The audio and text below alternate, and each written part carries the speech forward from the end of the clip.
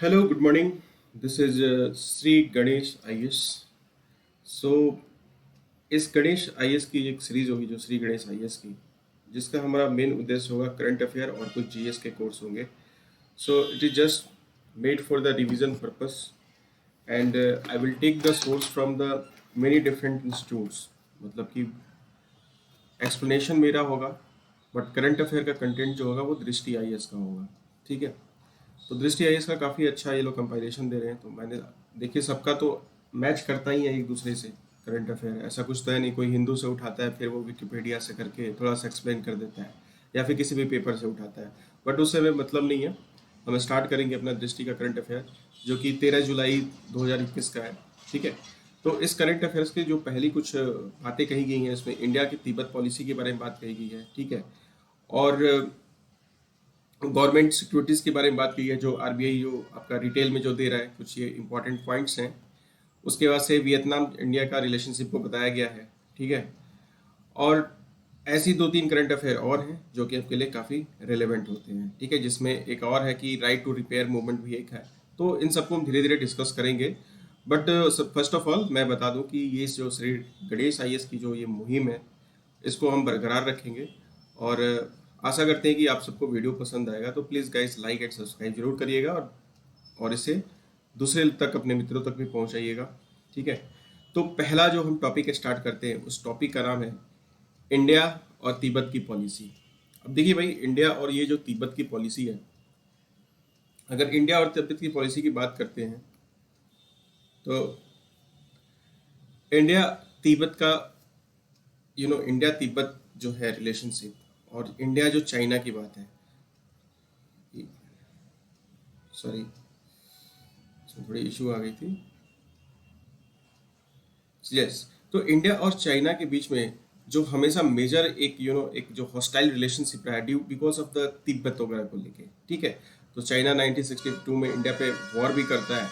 ठीक है. ये सब भी सारी वजह हैं. तो इंडिया तिब्बत पॉलिसी की अगर बात करते हैं, तो अभी जो क्या हुआ कि हमारे जो प्राइम मिनिस्टर या फिर जो अपने जो ऑफिशियल्स हैं, जो टॉप पोजीशन रखते हैं, चाहे चीफ मिनिस्टर हो, चाहे कैबिनेट मिनिस्टर हो, इवन प्राइम मिनिस्टर, उनने क्या किया, दलाई लामा के बर्थडे पे उनको एक विश किया है, हैप्पी बर्थडे का विश. तो ये हैप्पी बर्थडे के विश से चाइना की मतलब इतनी जल गई है कि उसका कोई ठिकाना नहीं है.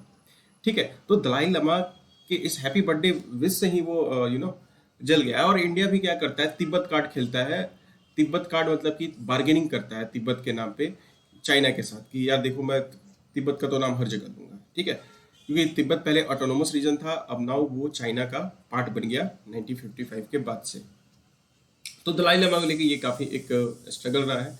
और अगर बात करें तो लोकेशन की, तो ये तिब्बत है अपना और ये चाइना है. बट अब ये ऐसे लिखता है तिब्बत, ब्रैकेट में लिखता है, ऊपर लिखता है चाइना. ठीक है.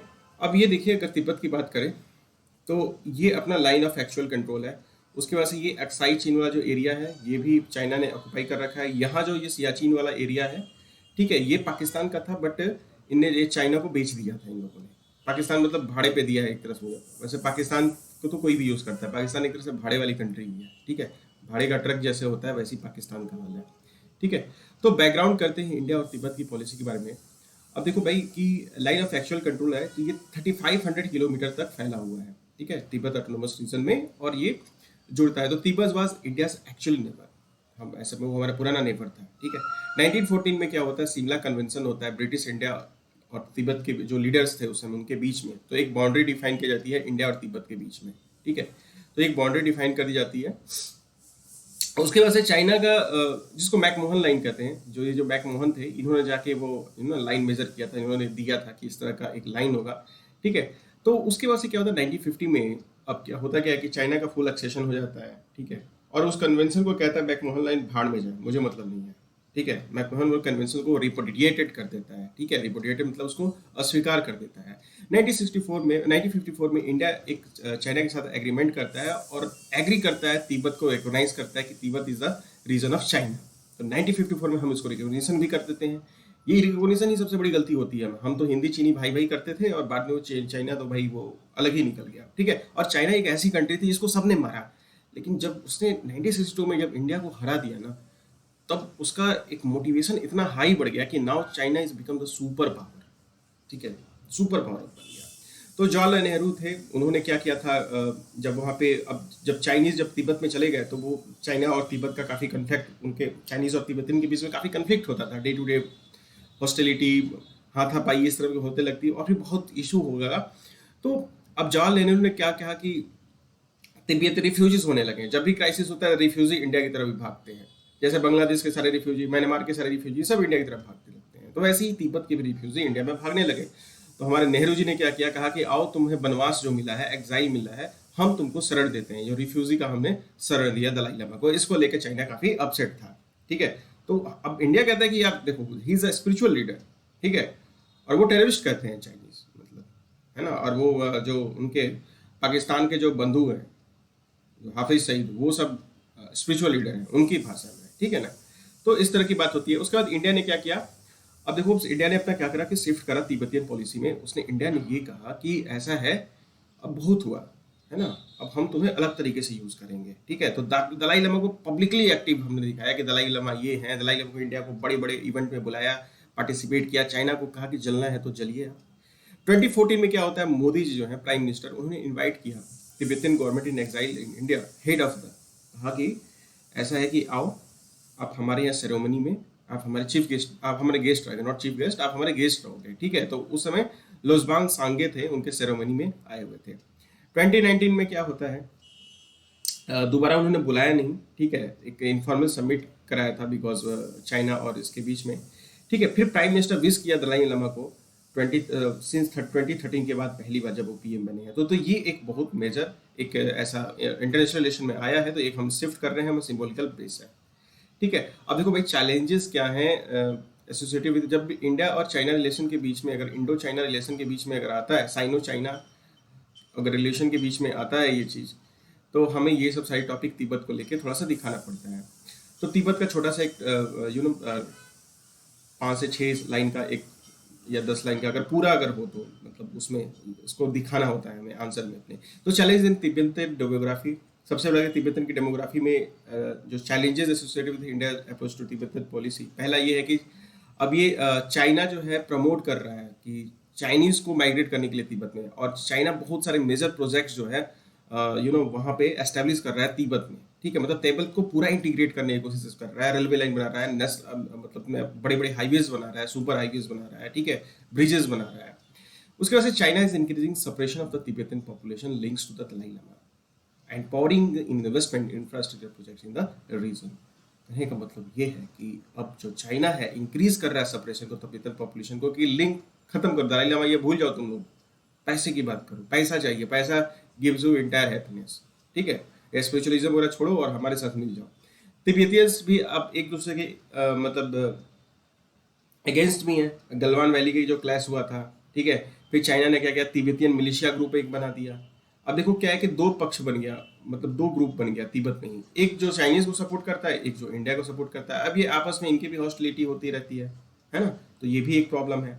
इशू ऑफ तिब्बत सिटीजनशिप, अब इंडिया ने क्या करा 1987 के बाद कि जो भी तिब्बतियंस बॉर्न हुए उनको सिटीजनशिप रिकॉग्नाइज नहीं किया है, ठीक है। और इससे क्या होता है कि जो यूथ है, तिब्बतियन यूथ, उनको थोड़ा डिससेटिस्फैक्शन है तिब्बतियन कम्युनिटी को लेके। उसके बाद से US has also increase its role by accepting the more Tibetan refugees. ये भी एक है भाई, वो भी मोर से मोर रिफ्यूजीज वो एक्सेप्ट कर रहे हैं। This will impact India role as a sole entity arguing about the future of Tibetan refugees. कि अब इंडिया ही नहीं रहा है एक रोल मॉडल, एक इंडिया ही सिर्फ नहीं रहा है जो तिब्बतियन की बात करता है, बट यूएस भी, क्योंकि यूएस को भी चाइना से प्रॉब्लम है ना। ये सब सारी चीजें। उसके बाद से एक और question of Dalai Lama succession की बात है। 86 ईयर ओल्ड दलाई लामा बूढ़े हो गए हैं, ठीक है। ये नॉट ओनली स्पिरिचुअल लीडर है बट एक political leader of the community world wide है, ठीक है। अब Dalai Lama asserts that his successor could be living incarnation in a specific area in India or even another country like Taiwan। अब ये कह रहा है कि भाई जो हमारा सक्सेसर होगा वो एक लिविंग इनकारनेशन होगा, मतलब ठीक है, इनकारनेशन मतलब अवतार होगा, और वो किसी स्पेसिफिक एरिया में इंडिया में रहेगा या फिर ताइवान वगैरह किसी रीजन में रहेगा। वे फॉरवर्ड यही बात होती है कि भाई India currently has an executive policy not allow on Tibet in India, ठीक है। करंट पॉलिसी एक सिग्निफिकेंट डेवलपमेंट करता है तिब्बतियन वेलफेयर ऑफ इंडिया की बात में, कोर इश्यू के बारे में बात करते हैं हम, जो भी डिस्ट्रक्शन हुआ तिब्बतियन फ्रीडम के बारे में बात करते हैं, ये सब एक्सेट्रा एक्सेट्रा, ठीक है। तो बस ज़्यादा से ज़्यादा तिब्बतियन को सिंपैथी दीजिए और भाई अपना तिब्बतियन कार्ड खेलिए, जैसे पाकिस्तान कार्ड खेलता है ना चाइना, वैसे आप भी खेलिए। अब देखिए अभी क्या हुआ, रिसेंट इंडिया और इंडिया के जो प्राइम मिनिस्टर और वियतनाम के जो वहाँ के पीएम हैं उनके बीच में एक कॉन्फ्रेंस हुआ था, virtual, it was a virtual conference.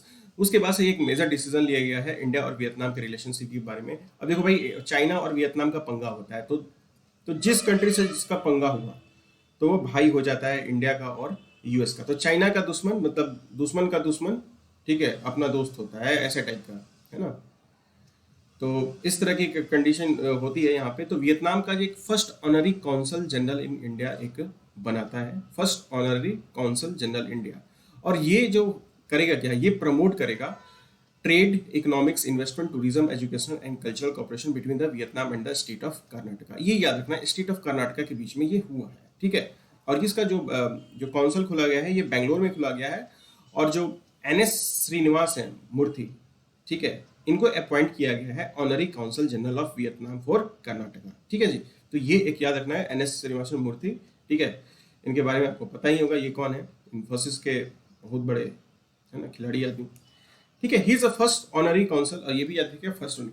अब ये क्वेश्चन आ सकता है कि मतलब ये कहाँ खोला गया है, बेंगलोर में, दिल्ली देगा ऑप्शन, दिल्ली देगा या कोलकाता देगा या बॉम्बे देगा, और एक ऑप्शन बैंगलोर भी रहेगा, है ना। तो सब सोचेंगे कि यार न्यू दिल्ली होगा, है ना। कई लोग सोचेंगे कि सी की सी कनेक्टिविटी है तो चेन्नई हो सकता है ना, एटसेट्रा। तो ये कंफ्यूजन नहीं करना है, it is just remember the name of the Bangalore, ठीक है। एंड जो अभी स्टेट पीसेस वाले तो एनएस श्रीनिवास मूर्ति का पूछ सकते हैं, ठीक है। अब वियतनाम का लोकेशन देख लेते हैं।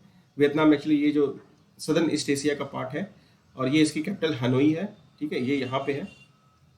मेकोंग रिवर निकलती है यहाँ से, ठीक है। तो मेकोंग रिवर है यहाँ पे, और ये साउथ चाइना सी है, इसको लेके चाइना और इसमें काफ़ी डिस्प्यूट है। और ये गल्फ ऑफ थाईलैंड, तो ये इसका कुछ ज्योग्राफिकल लोकेशन हुआ। इसके neighbouring countries Laos, Thailand, Cambodia और चाइना हुए, ठीक है। तो ये याद रखिएगा, और थाईलैंड हुआ, ये थोड़ा सा याद रखिएगा।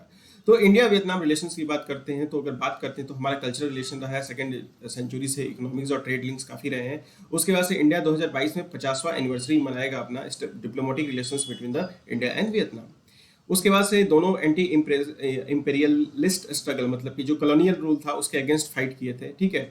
और even before the official day committee tribes were established in 1972, India supported Vietnam anti colonial struggle. आपके हिस्ट्री में एक चैप्टर भी है इंडिया और वियतनाम के बारे में, सॉरी वियतनाम की हिस्ट्री के बारे में पढ़ना है हमें, ठीक है, तो वो आप देख लेना।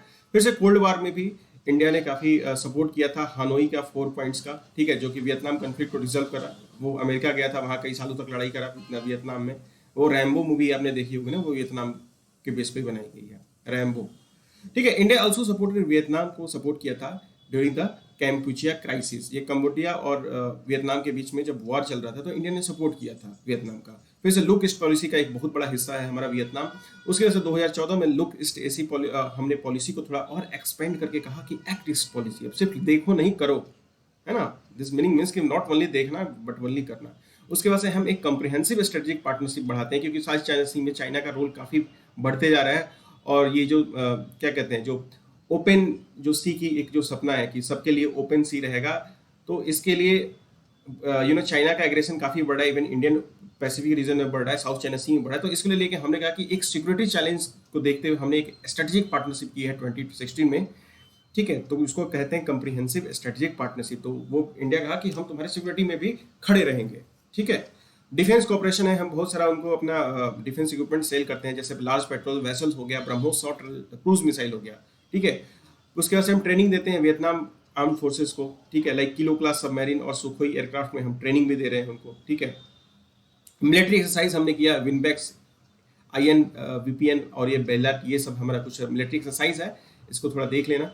जियो स्ट्रेटेजिक कन्वर्जेंस है, India Vietnam have their shared apprehension of aggression सिर्फ चाइना, ठीक है। अब जियो स्ट्रेटेजिक कन्वर्जेंस है कि इंडिया और वियतनाम दोनों शेयर करते हैं, ठीक है, एग्रेशन ऑफ चाइना के अगेंस्ट, ठीक है। उसके बाद से चाइना ने हमेशा कंप्लेन किया है कि भाई देखो कि तुम हमारे ऑयल, वियतनाम के ऑयल में ओएनजीसी वहाँ पे ओएनजीसी का एक्सप्लोरेशन करता है, तो इसको लेके काफ़ी ज़्यादा इनका डिस्प्यूट रहा है इंडिया चाइना। और मतलब चाइना को गुस्सा आता है भाई कि ऐसा मत करो, कंप्लेन करा है बार बार कि इंडियन कॉर्पोरेशन को कि आप एक्सप्लोर मत करो वियतनाम में तेल को लेके। फिर से उसके बाद से इंडिया और Vietnam have agree to strengthen their strategic partnership in line with India's Indo Pacific Ocean Initiative, वही जो मैं अभी आपसे बात कर रहा था। फिर आसियान आउटलुक वगैरह इन सब भी देखना है।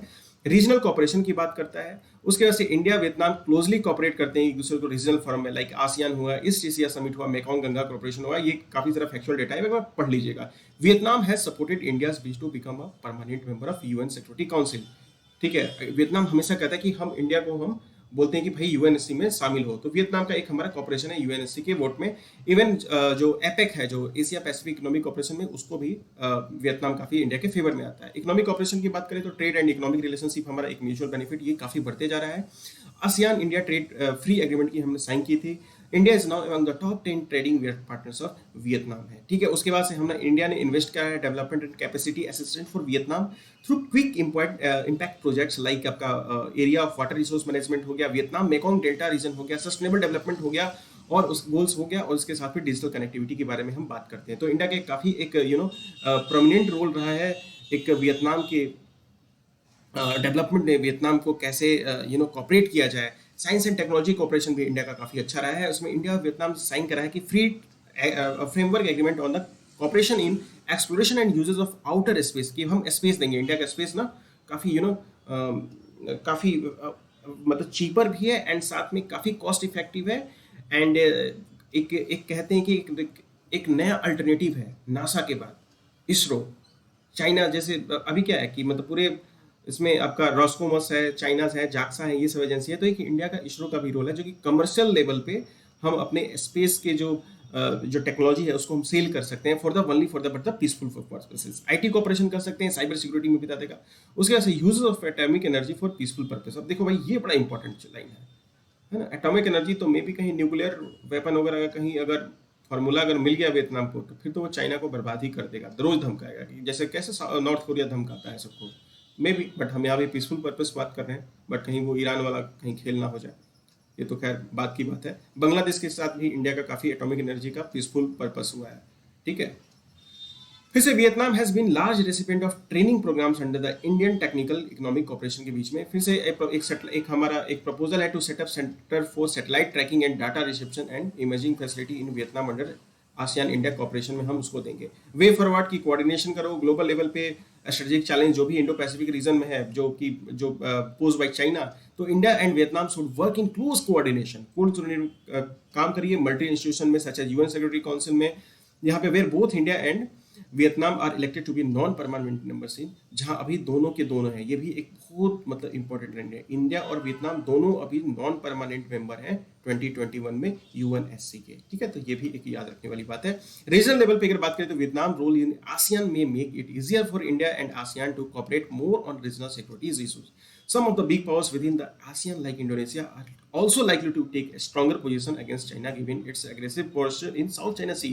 मतलब सबको मिलाओ, दैट इज ओके, सबको मिलाइए and go against the common enemy, बस यही बात है। इकोनॉमिक फ्रंट पे भी both countries need to leverage economic opportunities available because of the anti China sentiment. ये सब सारी चीजें India should figure out a strategy so that India stance not joining RCEP.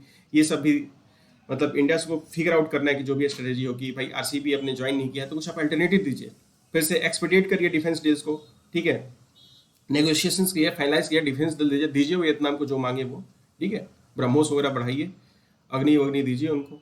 The assumes more importance for India after the Galwan valley clash. अब ये Galwan valley clash के बाद हमारा एक बहुत बड़ी चीज हो जाती है कि अगर जो भी इंटरनेशनल लॉ को डिसरिस्पेक्ट करेगा, जो यूनक्लोज को डिस्टर्ब, और जो सी का जो साउथ चाइना सी का जो यूनक्लोज है उसको चाइना कहता है मैं मानता ही नहीं हूँ। ठीक है, तो जो डिसरिस्पेक्ट करता है उसके अगेंस्ट आइए। ठीक है जी, तो अब नेक्स्ट जो आता है अपना करंट अफेयर के आपसे पार्ट में, इसमें थर्ड नंबर आता है कि राइट टू रिपेयर मूवमेंट। अब राइट टू रिपेयर मूवमेंट ये होता है, देखो अभी रिसेंटली कुछ दिन पहले की बात है, हिंदू में आया था कि यूरोपियन कंट्रीज ने कहा कि जो भी इलेक्ट्रॉनिक गुड्स है ना, वो इलेक्ट्रॉनिक गुड की कंपनी रिस्पॉन्सिबिलिटी ले कि हम उसको रिपेयर करेंगे 10 साल के अंदर, है ना। तो एक ये मूवमेंट चला रिपेयर मूवमेंट का इलेक्ट्रॉनिक गुड्स का, ताकि रिड्यूस हो सके इलेक्ट्रॉनिक वेस्ट। ठीक है, इलेक्ट्रॉनिक वेस्ट को रिड्यूस किया जा सके। ठीक है, और ये राइट टू रिपेयर लॉज कई कंट्रीज में अटेम्प्ट हुआ है कि इसको पास किया जाए, बट जो बड़े बड़े जो बिग गैंड कंपनीज हैं, है ना, जैसे मान लो कि आपका अमेजन हो गया, एप्पल हो गया, माइक्रोसॉफ्ट हो गया, ये थोड़ा भागते हैं, इतराते हैं ये। ठीक है, कंप्यूटर एरा में, बाकी मोबाइल की कंपनीज हो गई। तो राइट टू रिपेयर मूवमेंट ये काफ़ी एक यूएस में ये इसका मतलब ओरिजिन है राइट टू रिपेयर मूवमेंट का। अगर मैं ई वेस्ट की बात करूं तो ई वेस्ट बेसल कन्वेंशन में इसको हमने इंक्लूड किया है कि ई वेस्ट को हम रिड्यूस करेंगे, ठीक है, जो कि एक हजार्डस वेस्ट है। तो बेसल कन्वेंशन याद रखिएगा। बेसल कन्वेंशन में रिसेंटली प्लास्टिक को भी ऐड किया गया है कि वो भी एक तरह का वेस्ट है। तो राइट टू रिपेयर मूवमेंट की अगर बात करते हैं तो ये electronics refers to government legislation that is intended to allow consumer that ability to repair and modify their own consumer electronic devices, ठीक है। फिर से द आइडिया जो है यूएसए में आया था, मोटर व्हीकल ऑर्डिनेंस, और ये ऐसे एक्ट में इनके आया था यूएसए में, ठीक है। यूरोपियन कंट्रीज में इसकी काफ़ी बात की जाती है, चर्चा की जाती है। अगर बेनिफिट की बात करें तो ये बिजनेस स्मॉल रिपेयर शॉप्स को इनकी बढ़ाएगा, ठीक है। वैसे मान लो कि 10 साल में अपने एक फ्रीज लिया, लेट्स सपोज, एक लैपटॉप लिया, वो खराब हो गया, आप किसी मोहल्ले के छोटे दुकान पे गए, वहाँ रिपेयर करा लिए, ठीक है, और या तो आप फेंक देंगे, ये भी हो सकता है, ठीक है। तो ये सब सारी चीज़ की बात करें तो ये से और से कंज्यूमर का मनी भी बचेगा, ठीक है, इलेक्ट्रॉनिक वेस्ट बचेगा, ठीक है। उसके बाद से सर्कुलर इकोनॉमी में ये एक रीयूज और maintenance, upgrade, recyclability, waste handling, appliances, इन सब का बढ़ेगा। अब इसका इनकरेज क्यों करना है भाई कि वही भाई कि इलेक्ट्रॉनिक मैन्युफैक्चरर्स हैं जो ये प्लांट ऑब्लिसेंस, मतलब that devices are design specially to last a limited amount of time and to be replaced, ठीक है। ये सब सारी इंकरेज करने की बात हो रही है। तो ये इसमें कुछ है नहीं। अपोजिट जो लार्ज टेक कंपनीज है, एप्पल, माइक्रोसॉफ्ट, अमेजन, टेस्ला वगैरह, ये सब अपोज कर रही हैं, ठीक है। Right to repair movement around the world, ये यूएस प्रेसिडेंट ने कहा कि sign executive order calling up the Federal Trade Commission to curb restriction impose by manufacturers that limit consumers ability to repair their gadgets on their own terms. ये बात होती है भाई कि यूएस के प्रेसिडेंट ने साइन करा कि ऑर्डर, भाई आप करो, रेस्ट्रिक्शन लगाओ, ठीक है। ई वेस्ट इन इंडिया की बात करते हैं तो सीपीसीबी जो है अपना ये देखता है, इंडिया जनरेट कर रहा है more than 10 lakh ton of e waste 2019-20 में, और 7 लाख टन 2017-18 में था, ठीक है, 7 लाख टन बढ़ गया। सीपीसीबी अंडर वाटर एक्ट 1974 में बना था, under water pollution and control act 1974 में। ये याद रखिएगा सीपीसीबी बारे में, छोटा सा है बट बता दे रहा हूँ। सीपीसीबी एक स्टैट्यूटरी बॉडी है, 1974 में बना था ये, ठीक है जी। तो ये याद रखना। अब ई वेस्ट मैनेजमेंट रूल्स एक है हमारा, 2016 में आया था, ठीक है। ये ई वेस्ट मैनेजमेंट रूल जो है अंडर सॉलिड वेस्ट मैनेजमेंट 2016 के अंडर में बना था। ये रूल कहता है, ये एम करता है to enable the recovery and or reuse of useful material from e waste, thereby reducing the hazardous waste destinated or disposal and to ensure the environmentally sound management of all types of waste of electric and electronic equipment. मतलब जो ई waste management है हमारा इसी से संबंधित है, ठीक है। अभी हमने एक ई वेस्ट क्लिनिक बनाया है भोपाल में, जो इंडिया का फर्स्ट क्लिनिक है, ये याद रखना। ये वे फॉरवर्ड के बारे में बात करते हैं तो right to repair law could be specially available like in a country like India where services networks are often spotty applies. ये सब सारी चीज़ें हैं, छोटी मोटी चीज़ें हैं, ठीक है। वे फॉरवर्ड एक बार आप देख लेना, ठीक है। उसके वजह से आरबीआई का एक रिटेल डायरेक्ट स्कीम आया है। इसमें क्या होगा कि रिटेल, ये एक इंपॉर्टेंट है, ठीक है, इकोनॉमी में एक इकोनॉमी का रिलेवेंट टॉपिक है। इसमें होता क्या है कि जो रिटेल डायरेक्ट स्कीम, देखो जी क्या है, आरबीआई ने जैसे गवर्नमेंट सिक्योरिटीज हैं तो आरबीआई ने ये कहा है कि अब गवर्नमेंट सिक्योरिटी सिर्फ जो म्यूचुअल फंड या फिर बैंक के थ्रू ही इन्वेस्टमेंट ना होके रिटेल लेवल पे, मतलब एक इंडिविजुअल भी इसको खरीद सकता है डायरेक्टली गवर्नमेंट सिक्योरिटी को। तो इसके लिए एक स्कीम निकाला है ना आरबीआई ने। तो फरवरी 2021 में आरबीआई प्रपोज किया था to allow retail investor to open gilt accounts with the central bank, ठीक है। आप एक गिल्ट अकाउंट खोलो जहां गवर्नमेंट सिक्योरिटी का ट्रेड हो सके, और वहां पे इंडिविजुअल भी खोल सकता है, ठीक है, विद द सेंट्रल बैंक, मतलब कि आरबीआई के साथ, ठीक है। पहले दूसरा चीज था कि गवर्नमेंट सिक्योरिटी आपको खरीदना है तो आप म्यूचुअल फंड में क्या होता है, इंस्टीट्यूशनल इन्वेस्टर वो अपने हिसाब से, अपने नॉलेज से पैसे लगाते थे, उनको जहां दिखे कैसा बेनिफिट है कैसा नहीं है, बैंक्स वगैरह जो भी फाइनेंशियल इंस्टीट्यूशन है।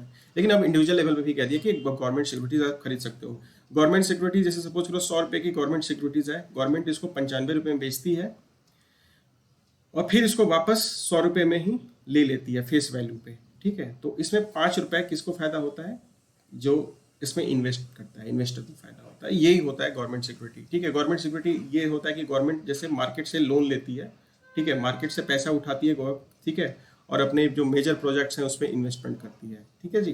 तो ये सब सारा चीज़ है, ठीक है। तो यही सब जो मैंने आपको बताया। तो retail investor is a non professional investor who buys and sells securities of funds contain a basket of securities such as mutual funds and exchange trade funds. ये सब देख लीजिएगा। Retail investor will have the facility to open and maintain the retail direct gilt account अपना खोलेगा, RDG account with RBI, ठीक है। एक individual RDG account अपना आरबीआई के साथ खोलेगा, ठीक है। रिटेल इन्वेस्टर एक नॉन प्रोफेशनल है ना, ठीक है, जिसको जो म्यूचुअल फंड वगैरह से कोई ऐसे सहायता लेने की जरूरत नहीं पड़ेगी, ठीक है। ठीक है, तो इस तरह से काम करेगा। A gilt account can be compared with a bank account. अब एक गिल्ड अकाउंट को हम कंपेयर कर सकते हैं एक बैंक अकाउंट से, except that account is debited और क्रेडिटेड विद ट्रेजरी बिल्स। सिर्फ इसमें एक एक्सेप्शन है कि ट्रेजरी बिल्स और गवर्नमेंट सिक्योरिटीज की बारे में बात करता है। RDG accounts can be open through an online portal के थ्रू हम ओपन कर सकते हैं। ठीक है, the online portal will register users access to primary issuance of, ये सब सारी चीज उसमें होंगी। उसमें एक्सेस होगा कि आप negotiated dealing system, order matching system, ये सब आप कर सकते हो। आरबीआई इंट्रोड्यूस किया है एनडीएस-ओएम इन अगस्त 2005 को। ये एक electronic screen based anonymous order driven trading system है, जिसमें हम गवर्नमेंट सिक्योरिटी पर डील कर सकते हैं। मतलब का नाम नहीं रहेगा, बेनाम का आप डील करते रहो, बट आपका जब जहाँ पैसे आने की बात हो वहाँ तो आपका अकाउंट है ना, सेट है। ठीक है, in one step solution to facilitate investment in government security by individual investor. RBI seeks to, अब इसका मतलब क्या है कि भाई आरबीआई डेमोक्रेटाइज करना चाहता है गवर्नमेंट सिक्योरिटीज को। ठीक है, करंटली अगर बात करते हैं तो ये dominated by the institutional investor, जैसे गवर्नमेंट सिक्योरिटी के सिर्फ जो इंस्टीट्यूशनल इन्वेस्टर हैं वही इसमें अपना अपना खेल खेलते हैं। ठीक है, और ये तो अब हमने दे दिया कि जो अपने इंडिविजुअल इन्वेस्टर हैं वो भी आ सकते हैं। ठीक है जी, तो ये एक इम्पॉर्टेंट था। ठीक है, मैं पीडीएफ भी इसके नीचे डाल दूंगा। ठीक है, इससे सिग्निफिकेंस क्या होगा, इंप्रूव होगा ईज ऑफ एक्सेस का, फैसिलिटेट गवर्नमेंट बॉर्डिंग्स बढ़ेगी। ठीक है, उसके बाद से फाइनेंशियल डोमेस्टिक सेविंग भी होगा, है ना। जैसे direct retail participation government security market में promote the financialisation of vast pool of domestic saving. अब देखो लोग क्या करते हैं, अपने जमीन खरीद लेंगे, खेत खरीदेंगे, जमीन खरीदेंगे या फिर गोल्ड खरीदेंगे। तो गोल्ड से अच्छा है कि आप गवर्नमेंट सिक्योरिटी में इन्वेस्टमेंट करो, वो इंटरेस्ट में मिलता रहेगा। ठीक है जी, गवर्नमेंट सिक्योरिटी की बात करते हैं तो ये एक ट्रेडेबल इंस्ट्रूमेंट होता है जो कि इशू बाई द सेंट्रल और स्टेट गवर्नमेंट, ये याद रखना दोनों से होता है। ठीक है, और ट्रेजरी बिल सिर्फ एक याद रखना, एक ट्रेजरी बिल जो होता है वो सिर्फ उसको सेंट्रल गवर्नमेंट ही इशू करती है, तो ये याद रखिएगा। ठीक है, किसी साल का क्वेश्चन भी था आई थिंक सो। ठीक है, उसके बाद से ये 3 टेनर्स में होता है, 91 डेज, 182 डेज, 364 डेज तक, और उससे भी ज़्यादा भी ये इशू किया जा सकता है। In India central government issues both treasury bill and bonds. ठीक है, और ये देखो जो सेंट्रल गवर्नमेंट है वो बोथ इशू करता है, ट्रेजरी बिल्स भी, बॉन्ड भी, debt security, while the state government issue only bonds और डेट सिक्योरिटीज। ठीक है, तो ये याद रखिएगा, ट्रेजरी बिल्स नहीं इशू करता है। ठीक है जी, government security carry practically no risk of default and hence called risk free gilt. अब जैसे गवर्नमेंट थोड़ी अब दिवालिया हो जाएगी, मान लो कोई कंपनी डूब जाएगी, तो गवर्नमेंट सिक्योरिटी सेफ। जैसे आपने वो देखा ना हर्षद मेहता वाला, तो उसमें क्या कहता है कि अब मुझे बड़ा खेल खेलना है, मुझे गवर्नमेंट सिक्योरिटी में इन्वेस्टमेंट करना है ना। तो पहले उसका कुछ ही बैंक्स का उसमें वो रहता है, तो फिर बाद में वो दिखाता है, मूवी में पूरा दिखाया होगा, उसमें देखिएगा। ठीक है, ये एक Supreme Court upheld authority of Delhi Peace and Harmony Committee, मुझे कुछ खास ये नहीं लगा इसमें, मतलब इसको आप छोड़ सकते हैं इसको। अब ये एक आते हैं SOP for the environmental violation, MOEFC. अब मिनिस्ट्री ऑफ जो एमओईएफसी है वो एक इशू किया है standard operating procedure to deal with the environmental violation. मतलब जो भी इन्वायरमेंट का वायलेशन कर रहा है जबरदस्ती किसी प्रोजेक्ट में, है ना, उसमें अपना जैसे मान लो कि वहाँ पे इन्वायरमेंटली उसको मना किया गया कि ये फ्रेजाइल इन्वायरमेंट है, आप यहाँ पे कोई बिल्डिंग नहीं बनाओगे, लेकिन कोई जबरदस्ती कोई जो है कंस्ट्रक्शन जो एक बिल्डर है वो यहाँ बना रहा है, तो यहाँ पे उसके लिए इस वायलेशन के लिए एक स्टैंडर्ड ऑपरेटिंग प्रोसीजर एक बनाया जाएगा, एसओपी बनाया जाएगा, जिसके तहत अगर वो पकड़ा जाता है तो उसके साथ कुछ पनिशमेंट वगैरह ये सब कुछ उसमें चीज़ें उसमें डाली जाएंगी, कुछ फीचर्स उसमें डाले जाएंगे, कुछ ड्राफ्टिंग होगा उसका। की पॉइंट्स के बारे में बात करते हैं तो categories of green violation as per the SOP. ठीक है, एक और चीज मैं बताना चाहता हूँ कि एसओपी इज अ रिजल्ट। ये रिजल्ट कैसे है कि एनजीटी ने 2021 में एक ऑर्डर दिया था मिनिस्ट्री को कि यार आप कुछ पेनाल्टी वगैरह क्यों नहीं लगा रहे प्रोविजन, है ना, ये लोग अपना खेल खेल रहे हैं, आप लगा ही नहीं रहे हो। लेक में लेक व्यू, क्या जैसे मान लो ये लेक है, यहाँ पे एक बना दे रहे हैं बिल्डिंग, कह रहे हैं लेक व्यू, है ना, और ये लेक का पानी पूरा खत्म होते गया, यहाँ पे बिल्डिंग बना दी, यहाँ अब ये लेक सिर्फ बरसात के दिनों में ही दिखता है, और फिर कहते हैं कि मेरे घर में पानी घुस गया, है ना, एटसेट्रा एटसेट्रा। तो categories of green violators as per the SOP क्या हो सकता है कि projects without clearance, projects without clearance मतलब कि वायलेशन किया, ठीक है, एक्सपेंशन किया अपने एग्जिस्टिंग प्रोजेक्ट का बिना क्लियरेंस के। ठीक है, projects are not permissible for the environmental, that are not permissible for the environmental clearance. The permissibility of the project shall be examined from the perspective of whether such activity projects was eligible for grant prior environment of clearance। जैसे वही बात है आपको, जैसे कि आप जबरदस्ती कहीं लगा रहे हो प्लांट, ठीक है, जैसे सब एग्जांपल लेते हैं कि मान लो कोई रेड इंडस्ट्रीज है, ठीक है, जो पॉल्यूशन इंडेक्स में उसका स्कोर जो है 60 से एबव है, ठीक है, और वो एक फंक्शन कर रहा है कोस्टल रेगुलेशन CRG 1 एरिया में, लेकिन देखिए इसका मतलब कि it was not permitted at the time of the commencement of the project. ठीक है, तो एक्टिविटी इसका क्लोज होना चाहिए, लेकिन फिर भी वो क्लोज नहीं कर रहा है। ठीक है, तो ये जो पी होता है ये 0 से 100 के बीच में इसका हम एक एक एक मेजरमेंट करते हैं। ठीक है, एक वैल्यू रखे हैं, और ये इंक्रीजिंग डिग्री ऑफ पॉल्यूशन के बारे में बात करता है, तो ये याद रखिएगा। ठीक है, पॉल्यूशन इंडेक्स, पी मतलब पॉल्यूशन इंडेक्स। फिर से कुछ नॉन कंप्लाइंट प्रोजेक्ट्स हैं, जैसे projects in which prior environmental clearance has been accorded but it is in violation of norms prescribe in the approval. इसके बारे में बात करते हैं। कुछ फाइन्स वगैरह लगाइए, है ना, 1% of the total project cost का, इन एडिशन 0.2.5% लगाइए टोटल टर्नओवर का। ये सब सारी चीजें बात की गई है। अब कुछ इन्वायरमेंटलिस्ट ने इसका कंसर्न रेज किया है कि भाई SOP normalise the post facto regulation of violation in which violations are first committed and then the project proponent files of clearance by which they are let off the paying a penalty. ठीक है, SOP कहता है कि मतलब ये जो environmentalist होते हैं कहते हैं कि ये पोस्ट फैक्टो मतलब कि ये हो गया कि आप यार एक काम को, जैसे मान लो 100 रुपये का आपने प्रोजेक्ट लगाया और इसे आपने 200 रुपये कमा लिए। अब इसमें ये हुआ कि 0.25% आप इसको जाके पेनल्टी भर दिए, तो इससे क्या मतलब होता है भाई? ये तो ये हुआ कि हम पॉल्यूशन करके पैसा दे रहे हैं। तो ये चीज उनको ये कंसर्न है। ठीक है, इससे और बताया जा रहा है कि ये it is the इंस्टीट्यूशनलाइजिंग of violation on the basis of the polluters page norm, मतलब पैसा दो और वायलेशन करो, सच टाइप ऑफ। कुछ अदर इनिशिएटिव है एमओएफसी के, जैसे इन्वायरमेंटल इम्पैक्ट असेसमेंट एक आया है 2020 में। ठीक है, ये बहुत इंपॉर्टेंट है।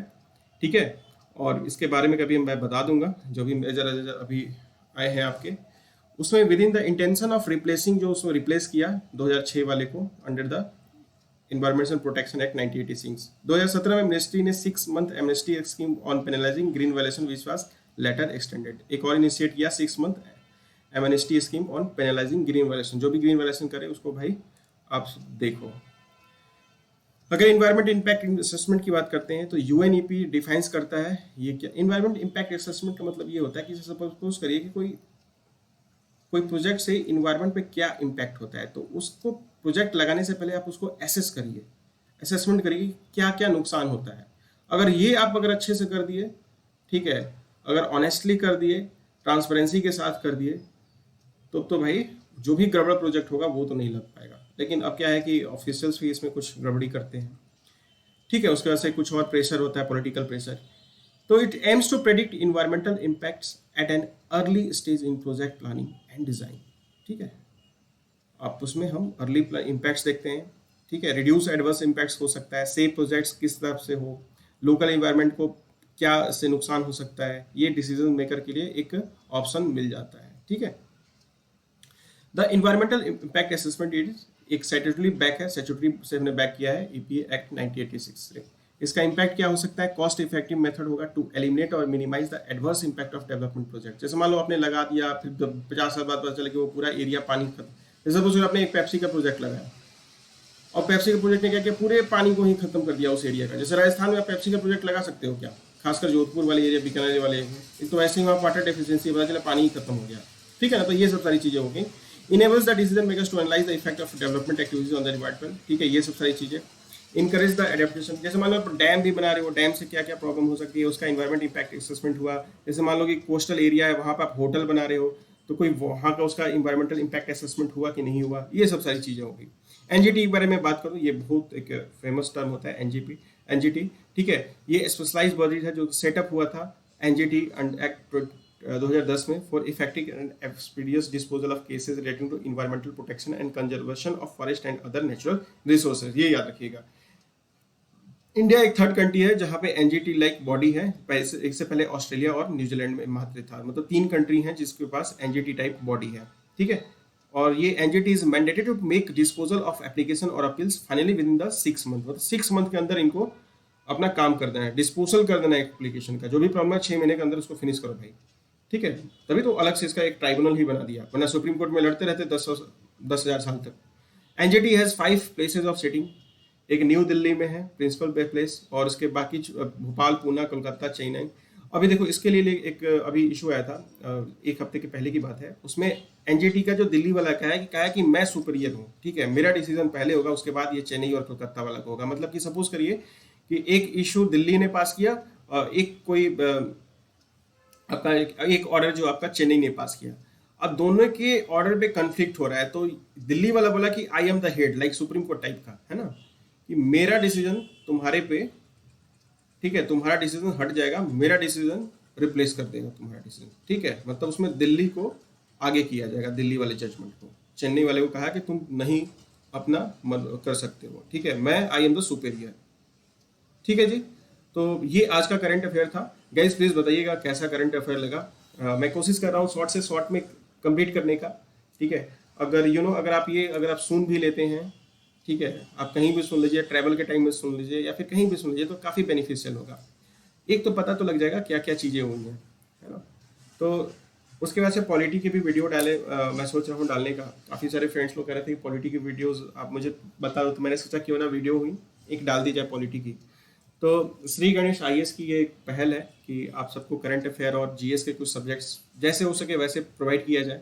हाँ, करंट अफेयर डेली बेसिस पे आपको मिलेगा, इस बात की मैं एश्योरिटी देता हूँ, ठीक है। तो गाइस प्लीज़ बताइएगा वीडियो कैसा लगा, लाइक एंड सब्सक्राइब जरूर करिएगा, ज़्यादा से ज़्यादा लोगों के बीच में शेयर करिएगा। थैंक्स, जय हिंद, जय भारत, आप सबका दिन शुभ हो।